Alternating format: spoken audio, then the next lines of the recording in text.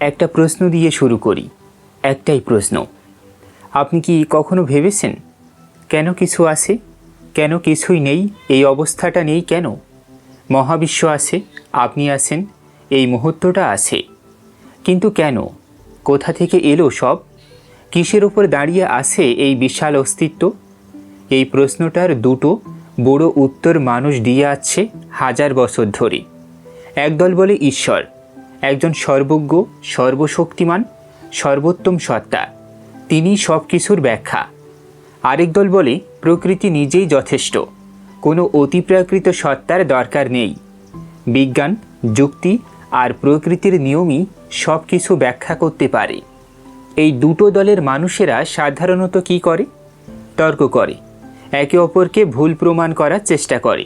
কেউ জেতে না, কেউ হারে না, আর শেষমেশ যে যেখানে ছিল সেখানেই থাকে। কিন্তু 2019 সালে দুজন দার্শনিক একটা ভিন্ন পথ নিলেন। একজনের নাম জোশুয়া রাসমুসেন, তিনি আস্তিক, ঈশ্বরে বিশ্বাস করেন, আজুয়া প্যাসিফিক ইউনিভার্সিটিতে দর্শন পড়ান।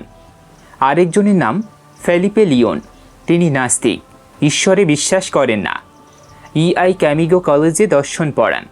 এই দুজন মিলে একটা বই লিখলেন, is God the best explanation of things, a dialogue. কিন্তু এই বইটা সাধারণ বিতর্কের কোনো বই না। এখানে কেউ জেতার জন্য আসেননি, কেউ কাউকে বোকা প্রমাণ করতে আসেননি। তারা এসেছেন একটাই উদ্দেশ্যে, সত্যটা কোথায় সেটা একসাথে খুঁজে বের করতে। বইটার ভূমিকায় তারা নিজেরাই লিখেছেন, আমরা পতাকা উড়াতে আসিনি, আমরা জয়ী হতে আসিনি, আমরা এসেছি একে অপরের ভেতর থেকে নতুন চিন্তা বের করে আনতে। এবং সত্যি বলতে এই বইটা পড়তে গিয়ে আমি নিজেও অবাক হয়েছি, কারণ এখানে যা হয়েছে সেটা বিতর্ক নয়, এটা একটা দার্শনিক বন্ধুত্ব। আজকের ভিডিওতে আমরা সেই বইটার ভেতর দিয়ে হাঁটব, তিনটা বড় প্রশ্নের সামনে দাঁড়াবো। প্রথম প্রশ্ন, এই মহাবিশ্বের কি কোনো ভিত্তি আছে, নাকি সব কিছু শূন্যের উপর ভাসছে? দ্বিতীয় প্রশ্ন, যদি ভিত্তি থাকে তাহলে সেই ভিত্তিটা কি কোনো ব্যক্তিসত্তা? সে কি ভাবতে পারে, অনুভব করতে পারে?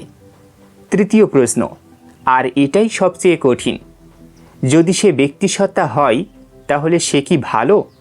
এই দুনিয়ায় এত কষ্ট, এত অন্যায়, একজন সর্বোত্তম সত্তার সৃষ্টিতে এটা কিভাবে থাকে? আমি আপনাকে কোনো প্রশ্নের উত্তর গিলিয়ে দিতে আসিনি। আমি চাই আপনি নিজে ভাবুন, নিজের প্রশ্নগুলো নিয়ে বসুন। এই দুই দার্শনিক যেভাবে ভেবেছেন সেই ভাবনার পাশে আপনার ভাবনাটাও রাখুন। তাহলে চলুন শুরু করি, একদম ভিত্তি থেকে, আক্ষরিক অর্থেই। পার্ট 1, ভিত্তির খোঁজে। এই মহাবিশ্ব কি নিজেই নিজেকে ব্যাখ্যা করতে পারে? একটা ছোট্ট খেলা খেলি। আপনি কোথায় থাকেন? ধরুন আপনি বললেন ঢাকায়। ঢাকা কোথায়? বাংলাদেশে। বাংলাদেশ কোথায়? এশিয়ায়। এশিয়া কোথায়? পৃথিবীতে। পৃথিবী কোথায়? সৌরজগতে। সৌরজগৎ কোথায়? মিল্কওয়ে গ্যালাক্সিতে। মিল্কওয়ে কোথায়? মহাবিশ্বে। মহাবিশ্ব কোথায়? এখানে এসে আমরা আটকে যাই। মহাবিশ্ব কোথায়? এই প্রশ্নের উত্তর আমাদের কাছে নেই। কিন্তু লক্ষ্য করুন, এই প্রশ্নের শৃঙ্খলটা কোথাও না কোথাও থামতে হবে, এমন একটা জায়গায় যার বাইরে আর কোনো কোথায় নেই। দার্শনিকরা এই থামার জায়গাটার একটা নাম দিয়েছেন। তারা বলেন ফাউন্ডেশন, ভিত্তি। আজকের পুরো আলোচনার কেন্দ্রে আছে এই একটাই প্রশ্ন, এই ভিত্তিটা কি? প্রথম ধাপ, রাসমুসেন বলছেন ভিত্তি থাকতেই হবে। রাসমুসেন শুরু করলেন একটা সহজ পর্যবেক্ষণ দিয়ে। আমাদের চারপাশে যা কিছু আছে, মানুষ, গাছ, গ্রহ, তারা, গ্যালাক্সি, এগুলোর একটা বৈশিষ্ট্য আছে, এগুলো নাও থাকতে পারত। আপনি যদি না থাকতেন মহাবিশ্ব তবুও চলতো। এই পৃথিবী যদি না থাকতো সূর্য তবুও জ্বলতো। যদি সূর্য না থাকতো আকাশগঙ্গা তবুও ঘুরে চলতো। দার্শনিকরা এই ধরনের জিনিসকে বলেন কন্টিনজেন্ট, অর্থাৎ যা আছে কিন্তু নাও থাকতে পারত। এখন রাসমুসেন একটা সহজ প্রশ্ন করলেন, যদি সব কিছুই কন্টিনজেন্ট হয়, যদি প্রতিটি জিনিসই এমন হয় যে সে নাও থাকতে পারত, তাহলে কিছু কি আদৌ অস্তিত্বে আসতে পারত? ভাবুন, ধরুন 10 জন লোক আছে, তাদের প্রত্যেকের কাছে টাকা আছে, কিন্তু প্রতিটি টাকা ধার করা অন্য কারো কাছ থেকে, এবং সবার টাকাই এভাবে ধার করা। তাহলে প্রশ্ন হলো, টাকাটা আসলে এলো কোথা থেকে? যদি প্রতিটি টাকার পেছনে আরেকটা ধার করা টাকা থাকে এবং এই শৃঙ্খলের কোনো শুরু না থাকে, তাহলে আসলে কোনো টাকাই নেই। একইভাবে যদি মহাবিশ্বের প্রতিটি জিনিসই কন্টিনজেন্ট হয়, যদি প্রতিটির অস্তিত্বের পেছনে আরেকটা কন্টিনজেন্ট জিনিস থাকে এবং এই শৃঙ্খলের কোনো শেষ না থাকে, তাহলে শেষমেশ কিছুই থাকার কথা নয়, কিন্তু কিছু আছে। আপনি আছেন, এই মুহূর্তটা আছে, তাহলে অবশ্যই এমন কিছু একটা আছে যা কন্টিনজেন্ট নয়, যা না থাকতে পারে না, যার অস্তিত্ব অনিবার্য। দার্শনিকরা এটাকে বলেন নেসেসারি বিং, অনিবার্য সত্তা। এই যুক্তির নাম আর্গুমেন্ট ফ্রম কন্টিনজেন্সি। রাসমুসেন আরও একটা যুক্তি দিলেন, এটা একটু অন্যরকম, একটু জ্যামিতিক। আমাদের মহাবিশ্বের সব কিছুর একটা আকার আছে, স্থান আছে, মাপ আছে, জ্যামিতি আছে। একটা পরমাণু নির্দিষ্ট জায়গায় আছে, একটা গ্যালাক্সি নির্দিষ্ট আকারে ঘুরছে, স্থানকালের নিজেরও একটা নির্দিষ্ট বক্রতা আছে। কিন্তু এই প্রশ্নটা করুন, কোনো জ্যামিতিক বস্তু কি নিজেই নিজের অস্তিত্বের কারণ হতে পারে? একটা বৃত্ত কি নিজে নিজে অস্তিত্বে আসতে পারে? একটা ঘনক কি নিজে নিজে জন্ম নিতে পারে? না, জ্যামিতি নিজেই নিজেকে ধারণ করে না, জ্যামিতির বাইরে কোনো কিছু তাকে ধারণ করে। তাহলে এই পুরো মহাবিশ্বের জ্যামিতি, এই স্থান, এই কাল, এই আকার আয়তন, এগুলোর ভিত্তিটা হতে হবে জ্যামিতির বাইরের কিছু, স্থানের বাইরে, কালের বাইরে, আকার আয়তনের বাইরে। এটাই রাসমুসেন এর জিওমেট্রি আর্গুমেন্ট। দ্বিতীয় ধাপ, লিওন থামিয়ে দিলেন। আমরা কি সত্যি এতটা জানি? কিন্তু ফেলিপে লিওন এখানে থামলেন। তিনি বললেন, একটু ধীরে, আমরা কি সত্যি জানি যে মহাবিশ্ব না থাকতে পারত? ভাবুন, আপনি কল্পনা করতে পারেন যে মহাবিশ্ব নেই, আপনার মাথায় সেই চিত্র আসতে পারে, কিন্তু কল্পনা করতে পারা মানে কি সেটা সম্ভব? একটা উদাহরণ দিই। ধরুন আপনি কল্পনা করলেন লোহার তৈরি একটা বল জলের উপর ভাসছে। আপনি কি এটা কল্পনা করতে পারেন? হ্যাঁ, পারেন। কিন্তু এটা কি বাস্তবে সম্ভব? না, কারণ লোহার ঘনত্ব জলের চেয়ে বেশি। আপনার কল্পনা এবং বাস্তবের সম্ভাবনা এক জিনিস নয়। লিওন বললেন, হয়তো মহাবিশ্ব নেই, ব্যাপারটাও এরকম। আমরা কল্পনা করতে পারি, কিন্তু সেটা আসলে সম্ভব কি না আমরা জানি না। এই সংশয়টার নাম মোরাল স্কেপটিসিজম, সম্ভাবনা নিয়ে সংশয়। লিওন আরেকটা কথা বললেন, ধরুন ভিত্তি আছে বলে কিছু একটা আছে, সে কথা মানলাম, কিন্তু সেই ভিত্তি কি অনিবার্যভাবে অস্তিত্বশীল হতে হবে? মানে যা না থাকাটাই অসম্ভব? নাকি সেই ভিত্তি এমন কিছু হতে পারে যা বাস্তবে কখনো শেষ হয় না, কখনো ধ্বংস হয় না, কিন্তু তাত্ত্বিকভাবে না থাকাটা অসম্ভব নয়? এই দুটো জিনিস আলাদা। প্রথমটা হলো মেটাফিজিক্যালি নেসেসারি বা আধ্যাত্মিকভাবে প্রয়োজনীয়, দার্শনিক অর্থে অনিবার্য। দ্বিতীয়টা হলো ফ্যাকচুয়ালি নেসেসারি, বাস্তবগতভাবে অনিবার্য, কিন্তু তাত্ত্বিকভাবে নয়। লিওন বললেন, হয়তো মহাবিশ্বের মূল উপাদান, শক্তি, পদার্থ এই অর্থে ফ্যাকচুয়ালি নেসেসারি, চিরকাল ছিল, চিরকাল থাকবে, কোনো ঈশ্বর ছাড়াই, কোনো অলৌকিক সত্তার প্রয়োজন ছাড়াই। প্রকৃতির মূল উপাদানই হয়তো সেই ভিত্তি। তৃতীয় ধাপ, ন্যাচারালিজম এর 3টি রূপ, লিওনের কাঠামো। এখানে লিওন একটা খুব গুরুত্বপূর্ণ কাজ করলেন। তিনি বললেন, ন্যাচারালিজম অর্থাৎ এই দর্শন যে প্রকৃতি সব, এটা আসলে একটা জিনিস নয়, এটার অনেক রূপ আছে।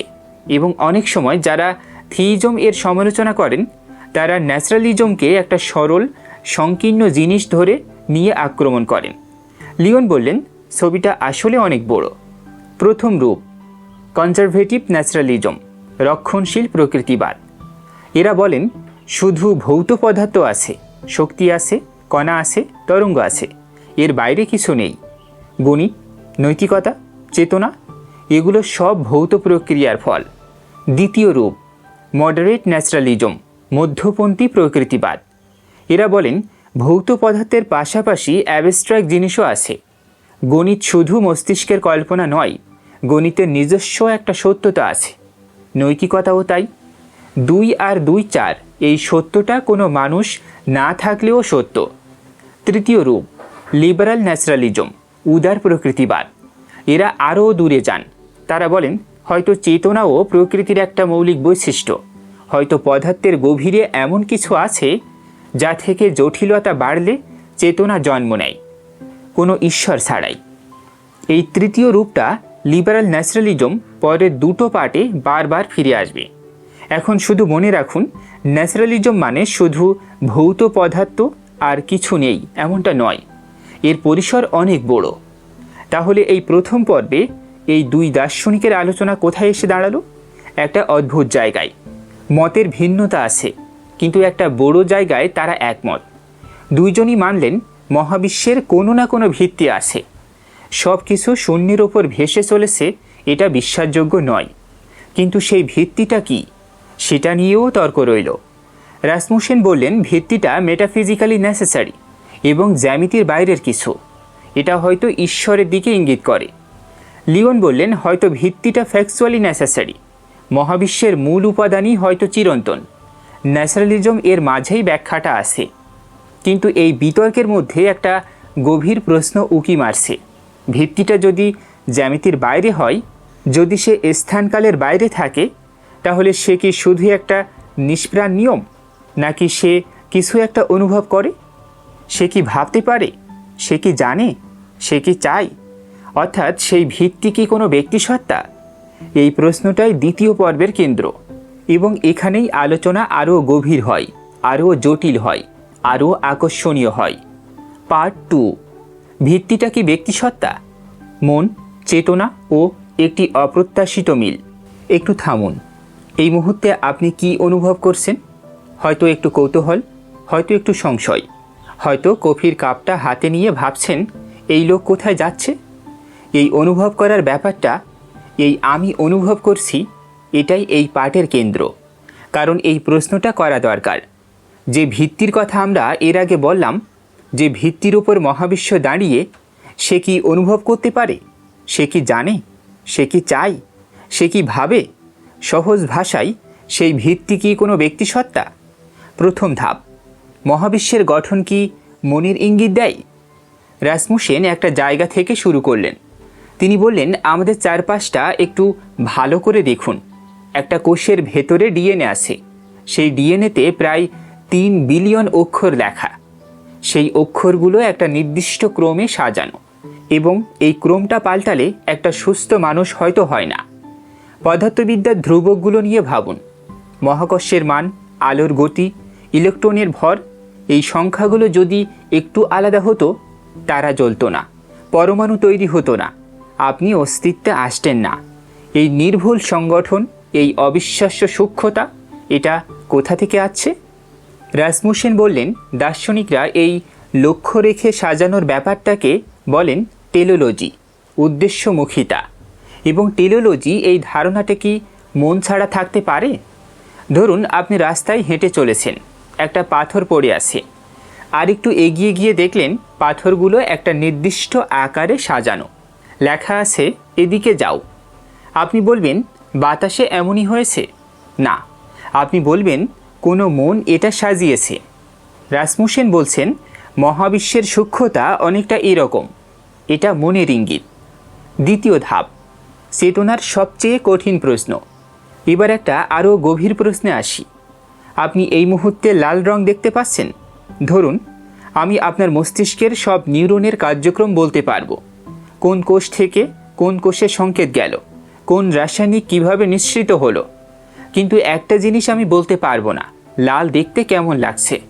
এই অনুভূতিটা কোথা থেকে আসছে?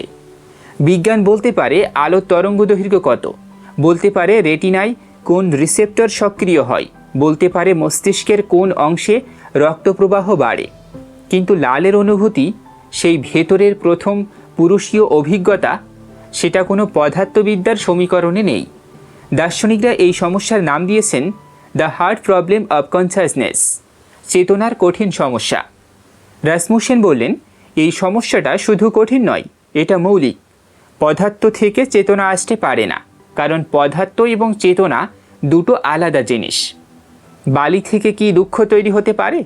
সংখ্যা থেকে কি ব্যথা তৈরি হতে পারে? রাসায়নিক বিক্রিয়া থেকে কি আনন্দ তৈরি হতে পারে? যদি না পারে তাহলে মহাবিশ্বের ভিত্তিতে অবশ্যই কোনো মন সদৃশ্য উপাদান থাকতে হবে। মন থেকেই মন আসে, চেতনা থেকেই চেতনা। এই কথাটা পুরোপুরি নতুন নয়। বিশ্বের অন্যতম বড় দার্শনিক মাইকেল হিউমার বলেছেন, চেতনার সমস্যাটা আমার কাছে ন্যাচারালিজম এর সবচেয়ে বড় চ্যালেঞ্জ। এটা সমাধান করার কাছাকাছি কোনো তত্ত্ব এখন পর্যন্ত নেই। আরেক দার্শনিক জেগন কিম বলেছেন, মন ও মস্তিষ্কের সম্পর্ক নিয়ে বর্তমান সব জনপ্রিয় মত কঠোর ফিজিসিয়ালিজম এর সাথে মেলে না। এটা ধর্মীয় লোকের কথা নয়, এটা দর্শনের মূলধারার স্বীকারোক্তি। তৃতীয় ধাপ, নৈতিকতা ও যুক্তি। এগুলো কোথা থেকে আসে? রাসমুসেন আরও দুটো প্রশ্ন তুললেন। প্রথম প্রশ্ন নৈতিকতার। ধরুন কেউ বলল, নৈতিকতা আসলে বিবর্তনের পণ্য। আমরা সহযোগিতা করি কারণ সহযোগিতা টিকে থাকতে সাহায্য করে। এর বাইরে কোনো প্রকৃত নৈতিকতা নেই। এই কথাটা মানলে একটা সমস্যা হয়। 1945 সালে নাৎসিরা লক্ষ লক্ষ মানুষকে হত্যা করেছিল। যদি নৈতিকতা শুধু বিবর্তনের পণ্য হয় তাহলে নাৎসিরা ভুল করেছিল। এই কথাটার মানে কি? এটা কি শুধু বলছে আমাদের বিবর্তনগত প্রবণতার সাথে তারা মিলত না, নাকি এটা বলছে তারা সত্যিকার অর্থেই ভুল করেছিল একটা অবজেক্টিভ বাস্তবতার নিরিখে? আমরা জানি দ্বিতীয়টা সত্য। নাৎসিরা শুধু আমাদের পছন্দের বিরুদ্ধে যায়নি, তারা সত্যিকার অর্থে ভুল করেছিল। এই নৈতিক সত্যটা কোথা থেকে আসছে? রাসমুসেন বলেছেন, একটি ব্যক্তি সত্তা সর্বোচ্চ মূল্যবোধের আধার। এই প্রশ্নের সবচেয়ে সহজ উত্তর দেয়। দ্বিতীয় প্রশ্ন যুক্তি। যুক্তির নিয়মগুলো কোথা থেকে এলো? 2 আর 2 4। এই সত্যটা কোনো মানুষ আবিষ্কার করেনি। এটা আবিষ্কারের আগেও সত্য ছিল। পৃথিবী না থাকলেও সত্য হতো। এই যুক্তির বিধি, গণিতের সত্য, কার্যকারণের নিয়ম, এগুলো কোনো মাইন্ডলেস মহাবিশ্বে কোথা থেকে আসছে? রাসমুসেন বলেছেন, একটি পরিপূর্ণ মন যার ভেতরে যুক্তি এবং নৈতিকতা বাস করে। এটাই সবচেয়ে সহজ ব্যাখ্যা। চতুর্থ ধাপ, লিওনের পাল্টা। ন্যাচারালিজমও এসব ব্যাখ্যা করতে পারে। কিন্তু ফেলিপে লিওন থামলেন না। তিনি বললেন, রাসমুসেন তুমি যা বলছো সেটা আকর্ষণীয়, কিন্তু এই প্রতিটি সমস্যার সমাধান ন্যাচারালিজম এর ভেতরেও আছে। নৈতিকতার প্রশ্নে দার্শনিক এরিন উইলেনবার্গ দেখিয়েছেন, নৈতিক সত্যগুলো অ্যাবস্ট্র্যাক্ট অবজেক্ট হিসেবে স্বাধীনভাবে অস্তিত্বশীল হতে পারে। যেমন গণিতের সত্য 2 আর 2 4 কোনো ঈশ্বরের ওপর নির্ভর করে না। একইভাবে নির্দোষকে কষ্ট দেওয়া ভুল। এই সত্যটা হয়তো কোনো ঈশ্বর ছাড়াই অস্তিত্বশীল। চেতনার প্রশ্নে দার্শনিক ডেভিড চালমার্স একটা সাহসী প্রস্তাব দিয়েছেন। তিনি বলেছেন, হয়তো চেতনা একটা মৌলিক বৈশিষ্ট্য, যেমন ভর বা বিদ্যুৎ। পদার্থের গভীরে হয়তো প্রোটোকনসাস উপাদান আছে, অর্থাৎ চেতনার বীজ। জটিলতা যত বাড়ে, নিউরন যত সংযুক্ত হয়, সেই বীজ থেকে পূর্ণ চেতনা জন্ম নেয়, কোনো ঈশ্বর ছাড়াই। এই ধারণার নাম রাসেলিয়ান মনোবাদ বা প্যানপ্রোটোসাইকিজম। লিওন বললেন, এই তত্ত্বটা জ্ঞানতাত্ত্বিকভাবে সম্ভব, মানে এটা সত্য হওয়া সম্ভব, এবং যদি সম্ভব হয় তাহলে চেতনার সমস্যা সমাধানে ঈশ্বর লাগবেই। এই দাবি দুর্বল হয়ে পড়ে। সংগঠিত জটিলতার প্রশ্নে লিওন বললেন, মাল্টিভার্স হয়তো একটা উত্তর। যদি অসংখ্য মহাবিশ্ব থাকে বিভিন্ন ধ্রুবক নিয়ে, তাহলে আমাদের মতো একটা মহাবিশ্বের অস্তিত্ব আশ্চর্যের কোনো বিষয় নয়। পঞ্চম ধাপ, বইটির সবচেয়ে আশ্চর্যজনক মুহূর্ত। এই বইটা পড়তে গিয়ে আমি একটা জায়গায় সত্যিই থমকে গেছি। বইয়ের পার্ট 2 এর শেষের দিকে একটা ঘটনা ঘটে। রাসমুসেন লক্ষ্য করলেন, লিওন যে লিবারাল ন্যাচারালিজম বর্ণনা করছেন, যে ভিত্তির কথা তিনি বলছেন, তার বৈশিষ্ট্যগুলো শুনে রাসমুসেন এর মনে হলো, এটাই তো আমার পার্সোনাল ফাউন্ডেশন এর মতোই শোনাচ্ছে। দুজন একে অপরের দিকে তাকালেন।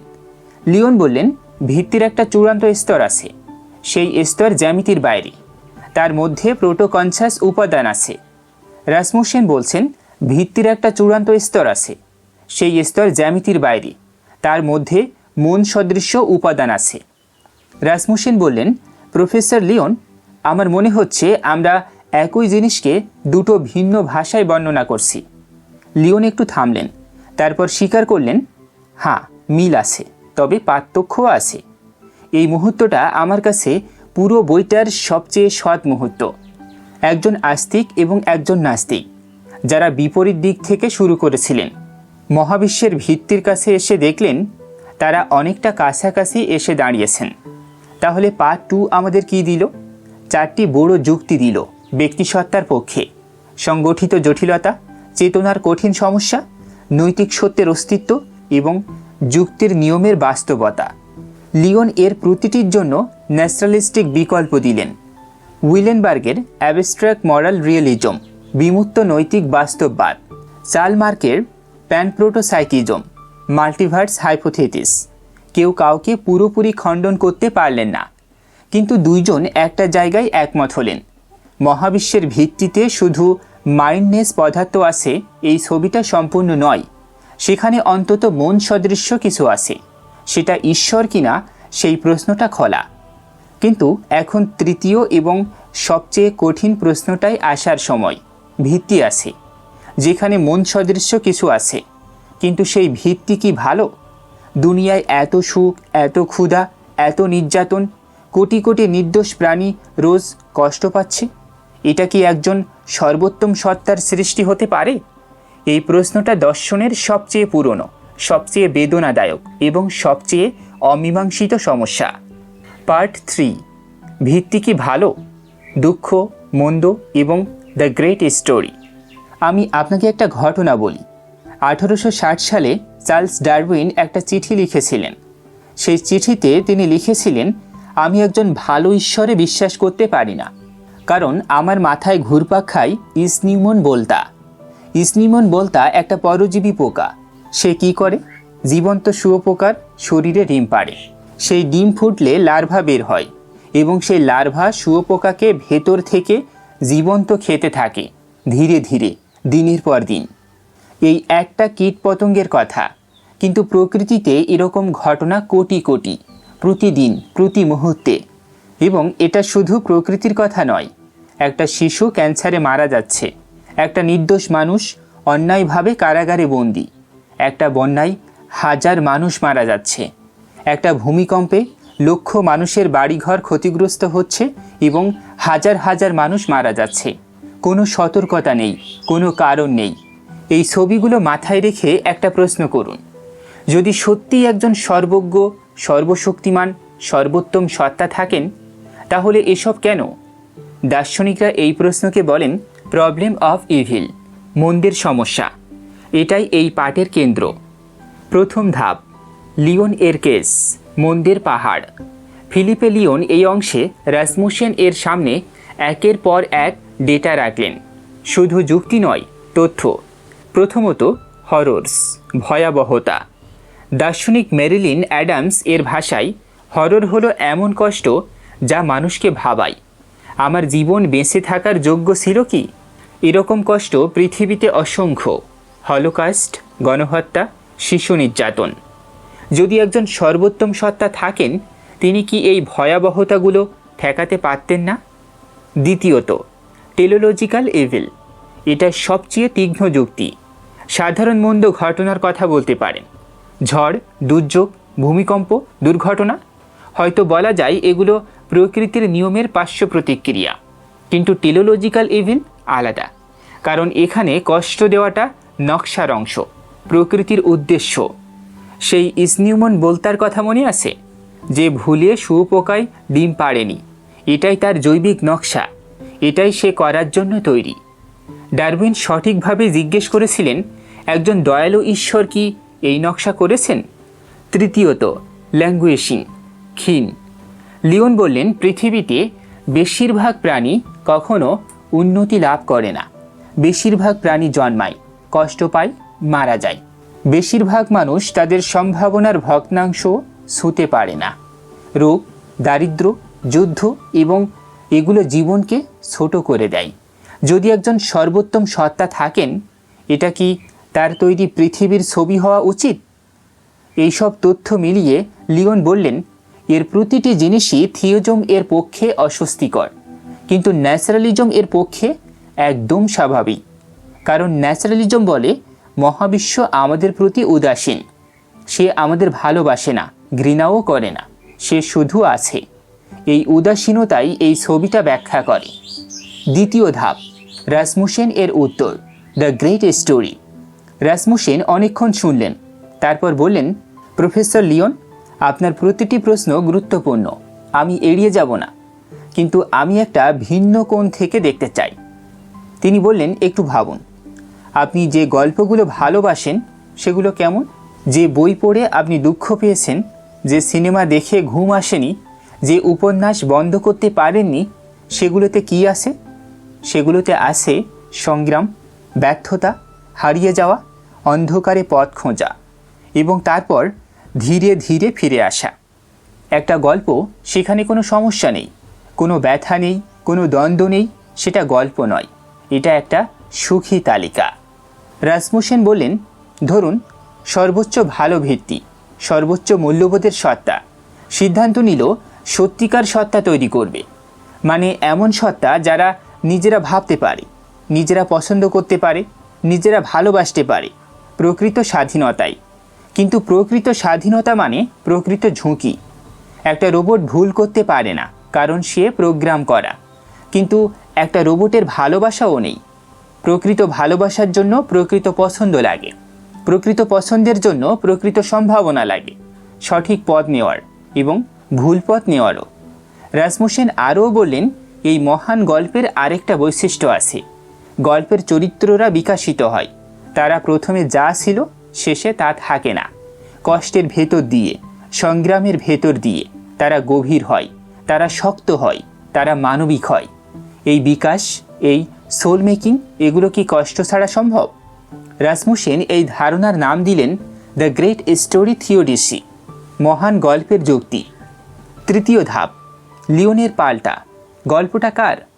লিওন শুনলেন, তারপর বললেন, সুন্দর ধারণা, কিন্তু কিছু প্রশ্ন আছে।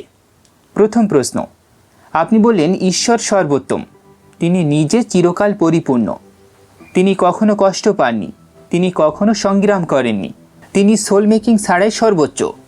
তাহলে কেন আমাদের কষ্ট পেয়ে বিকাশিত হতে হবে?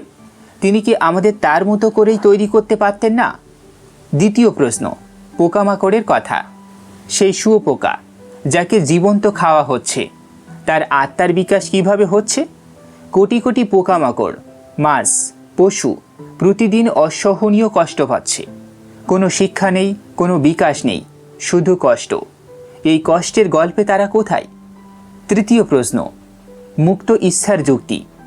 আপনি বলেছেন প্রকৃত স্বাধীনতা চাই বলেই কষ্ট আছে, কিন্তু ঈশ্বর নিজে কি মুক্ত? তিনি কি মন্দ করতে পারেন? না, কারণ তিনি সর্বোত্তম, তিনি মন্দ করতে পারেন না। তাহলে ঈশ্বরের স্বাধীনতাও কি কম, নাকি ঈশ্বরের স্বাধীনতা বরং বেশি, কারণ তিনি সবসময় সর্বোত্তমটা বেছে নিচ্ছেন? যদি তাই হয়, তাহলে আমাদেরও কি সেভাবে তৈরি করা যেত? লিওনের সার কথা ছিল, গ্রেট স্টোরি সুন্দর ধারণা, কিন্তু এই গল্পে যাদের ভূমিকা শুধু কষ্ট পাওয়া, তাদের জন্য এটা কোনো উত্তর নয়। চতুর্থ ধাপ, রাসমুসেন এর গভীরতম যুক্তি, সরলতার নীতি। রাসমুসেন এখানে একটু পেছনে সরলেন। তিনি বললেন, ঠিক আছে, গ্রেট স্টোরির সব প্রশ্নের উত্তর আমার কাছে নেই, কিন্তু একটা বড় কথা বলতে চাই। ভাবুন, মহাবিশ্বের ভিত্তি নিয়ে কয়টা সম্ভাব্য তত্ত্ব আছে? ভিত্তি খারাপ, এই তত্ত্ব; ভিত্তি নিরপেক্ষ, এই তত্ত্ব; ভিত্তি কিছুটা ভালো, এই তত্ত্ব; ভিত্তি সর্বোচ্চ ভালো, এই তত্ত্ব। এর মধ্যে সবচেয়ে সরল তত্ত্ব কোনটি? সর্বোচ্চ ভালো, কারণ এতে কোনো আরবিটারি লিমিট নেই।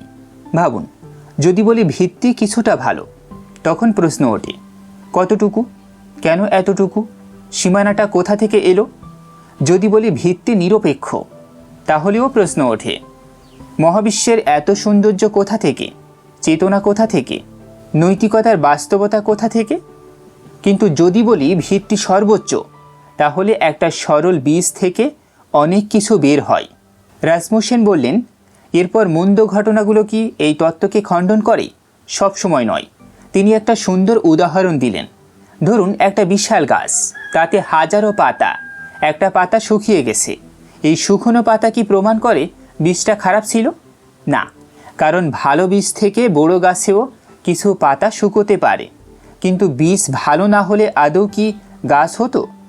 একইভাবে মন্দ ঘটনা আছে মানেই ভিত্তি খারাপ, এই উপসংহারে লাভ দেওয়া যায় না।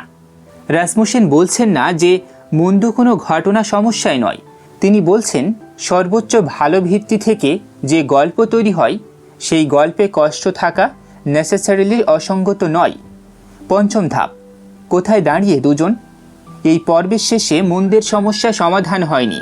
এটা দর্শনের সবচেয়ে পুরনো প্রশ্নগুলোর একটি। এই উত্তর কেউ দিতে পারেননি, এই বইয়েও পারেননি। কিন্তু দুটো জিনিস স্পষ্ট হলো। প্রথমত, লিওন দেখালেন মন্দের পরিমাণ এবং প্রকৃতি সর্বোত্তম সত্তা তত্ত্বের জন্য গুরুতর চ্যালেঞ্জ। প্রতিটি চ্যালেঞ্জকে সহজে সরিয়ে দেওয়া ঠিক নয়, প্রতিটি প্রশ্নের জবাব দেওয়া দরকার। দ্বিতীয়ত, রাসমুসেন দেখালেন মন্দের অস্তিত্ব সর্বোত্তম ভিত্তির তত্ত্বকে অটোমেটিক্যালি খণ্ডন করে না। সর্বোচ্চ সরল তত্ত্ব হিসেবে সুপ্রিমি ফাউন্ডেশন এখনও টেবিলে আছে। দুইজনে স্বীকার করলেন এই প্রশ্নের উত্তর এখনও খোলা। কিন্তু খোলা প্রশ্ন মানে কোনো প্রশ্নই নেই তা নয়। খোলা প্রশ্ন মানে যাত্রা এখনও শেষ হয়নি। তিনটা বড় প্রশ্নের উত্তর দিয়ে আমরা হাঁটলাম। ভিত্তি আছে কিনা, সেই ভিত্তি ব্যক্তিসত্তা কিনা, সেই ভিত্তি ভালো কিনা। এবার দেখার সময় এই পুরো যাত্রার শেষে দুই দার্শনিক কোথায় পৌঁছালেন এবং আমরা, আপনি আর আমি এই প্রশ্নগুলোকে নিয়ে কোথায় দাঁড়াই। বইটার একদম শেষে ইপিলগে রাসমুসেন ও লিওন দুজন কিছু কথা লিখলেন। সেই কথাগুলো আমার কাছে পুরো বইটার সবচেয়ে সৎ মুহূর্তগুলো। লিওন লিখলেন, এই যাত্রায় আমি যা শিখেছি তার মধ্যে সবচেয়ে গুরুত্বপূর্ণ হলো দুটো সম্পূর্ণ বিপরীত দৃষ্টিভঙ্গির মানুষ যদি সত্য খুঁজতে একসাথে বসেন তাহলে তারা এমন জায়গায় পৌঁছাতে পারেন যেটা একা একা কখনো পৌঁছানো সম্ভব ছিল না। রাসমুসেন লিখেছেন, আমার কাছে সবচেয়ে বড় শিক্ষা হলো যে ভিত্তির খোঁজে আমরা বেরিয়েছিলাম সেই ভিত্তি আসলে ন্যাচারালিজম আর থিয়েজম এর মাঝখানে কোনো প্রাচীর নয়, বরং দুটো পথই হয়তো একই দিকে যাচ্ছে। এই কথাটা আমাকে থামিয়ে দিয়েছিল। তিনটা বড় সত্য যেগুলোতে দুইজন একমত হলেন। তিনটা বড় প্রশ্নের ভেতর দিয়ে হাঁটার পর তিনটা জায়গায় তারা কাছাকাছি এলেন। প্রথমত, মহাবিশ্বের একটা ভিত্তি আছে, সব কিছু শূন্য থেকে এসেছে, কোনো কারণ নেই। এরা দুজনের কেউই বিশ্বাসযোগ্য মনে করেননি। দ্বিতীয়ত, সেই ভিত্তিতে মন সদৃশ্য কিছু আছে, চেতনা, যুক্তি, নৈতিকতা। এগুলো সম্পূর্ণ মাইন্ডলেস পদার্থ থেকে সহজে আসে না। এই ব্যাপারে দুইজনই কাছাকাছি পৌঁছালেন। তৃতীয়ত, সেই ভিত্তি ভালো কি না সেই প্রশ্নটা খোলা রইল। মন্দের সমস্যা সমাধান হয়নি এবং দুইজন সৎভাবে স্বীকার করলেন এই প্রশ্নের উত্তর কারো কাছে নেই। কিন্তু বইটা আসলে যা বলল, আমি এই বইটা পড়ার পর একটা জিনিস নিয়ে অনেকক্ষণ বসেছিলাম। সেটা কোনো যুক্তি নয়, কোনো সিদ্ধান্তও নয়। সেটা হলো দুইজন মানুষ, একজন ঈশ্বরে বিশ্বাস করেন, একজন করেন না। তারা দুইজন একসাথে বসলেন, কেউ জেতার জন্য নয়, কেউ প্রমাণ করার জন্য নয়, শুধু একটাই উদ্দেশ্য, সত্যটা কোথায় সেটা খুঁজে বের করতে। এবং শেষে তারা দুইজন বন্ধু হলেন। রাসমুসেন লিখেছেন, আমার মনে হয় এই সংলাপের ফলগুলো আমার আত্মায় চিরকাল থাকবে। লিওন লিখেছেন, রাসমুসেন শুধু আমার সহযাত্রী নন, তিনি আমার বন্ধু। আমাদের সময়ে যেখানে প্রতিটা আলোচনা যুদ্ধে পরিণত হয়, যেখানে মতভেদ মানেই শত্রুতা, এই দুজনের গল্পটা আমাদের কাছে একটা দার্শনিক যুক্তির চেয়েও বেশি কিছু। এটা একটা দৃষ্টান্ত। আপনার প্রশ্নটা, এই ভিডিও শুরুতে আমি বলেছিলাম আমি আপনাকে কোনো উত্তর গিলিয়ে দিতে আসিনি। এখন বলছি, আপনি কোথায় দাঁড়িয়ে আছেন? হয়তো আপনি আস্তিক, হয়তো ঈশ্বরে বিশ্বাস করেন, হয়তো সন্দেহও আছে, হয়তো ভাবছেন মন্দের সমস্যার উত্তর কি কেউ দিতে পারবে, হয়তো আপনি নাস্তিক, হয়তো মনে করেন প্রকৃতি যথেষ্ট, হয়তো ভাবছেন চেতনার রহস্যটা সত্যিই গভীর, হয়তো আপনি কোথাও মাঝখানে নিশ্চিত নন, প্রশ্নগুলো মাথায় ঘুরছে। তিনটা জায়গাতেই আপনাকে স্বাগত, কারণ এই প্রশ্নগুলো করা এটাই সবচেয়ে মানবিক কাজ।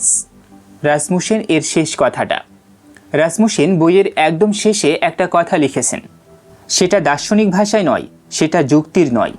তিনি লিখেছেন, আমি যত বেশি মহাবিশ্বের ভিত্তি খুঁজেছি তত বেশি সেখানে সম্পদ খুঁজে পেয়েছি। সেই ভিত্তি আমার কল্পনার চেয়ে অনেক বড়, অনেক বেশি সমৃদ্ধ, অনেক বেশি সুন্দর। যা খুঁজবেন তাই পাবেন। তাই সত্য খুঁজুন। আমি জানি না আপনি কি বিশ্বাস করেন, আমিও সব উত্তর জানি না, কিন্তু একটা কথাই আমার আপত্তি নেই, সত্য খুঁজুন। প্রিয় শ্রোতা, ভিডিওটি ভালো লাগলে লাইক দিন, চিন্তাশীল মানুষদের সাথে শেয়ার করুন এবং এমন আরও গভীর বই বিশ্লেষণ শুনতে কথনিকাতে সাবস্ক্রাইব করুন। কমেন্টে অবশ্যই আপনার মূল্যবান মন্তব্য লিখে জানাতে ভুলবেন না। কথনিকা, এখানে আমরা কথা বলি, ভাবি এবং সত্য খুঁজি। ধন্যবাদ।